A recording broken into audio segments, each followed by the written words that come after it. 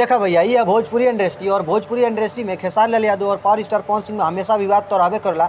लेकिन आज के दिन में जौन बा कि महामुकाबला होखे वाला बा। कैसा? जैसे कि पावर स्टार पवन सिंह के एगो गाना आइल है लेजा दिलवा रुमाल में, और ओकरे बाद से खेसारी लाल यादव के एगो गाना आइल बा जौन गाना के नाम बा मूड नइखे, और वो गाना के जौन बा कि खेसारी लाल यादव गइले बने। और जौन बा कि गाना के बात कइल जाए तो खेसारी लाल यादव के जौन बा कि शादी विवाह में मतलब बहुत ज़्यादा ई गाना के चले वाला जौन बा कि संभावना बा, काहे कि अभी औते औते 5 मिलियन क्रॉस हो गइल बा। और ओकरे बाद से जौन बा कि बात कइल जाए पावर स्टार पवन सिंह के गाना के बारे में, तो पावर स्टार पवन सिंह यही सब करते हैं। तो देख ही सकते हैं पावर स्टार पवन सिंह यही करते कि करने वरने के चक्कर में जो है कि पीछे हो जाते हैं, और खेसारी लाल यादव जो है कि बाजी मार लेते हैं, और जो है कि पावर स्टार पवन सिंह पीछे छूट जाते हैं। और पावर स्टार पवन सिंह जो है कि गाना भी गाते हैं तो सेम टाइटल और धुन पर गाते हैं। जैसे कि ये गाना आया था कलकतिया राजा, उसी धुन पर जो है कि पावर स्टार पवन सिंह का गाना आया था लेजा दिलवा रुमाल में।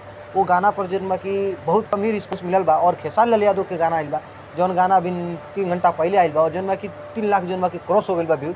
और ओकरे बाद से जौन बा कि आप लोग देख ही सकतनी अंदर ही अंदर जौन बा कि रिकॉर्ड बनते ही जात बा। तो खैर आप लोग का सोचतनी पावर स्टार पवन सिंह जौन बा कि बहुत बढ़िया गायकार और अगर खेसारी लाल यादव हो तो अपन कमेंट बॉक्स में टाइम मिलता है नेक्स्ट वीडियो में। तब तक के लिए जय हिंद, वंदे मातरम।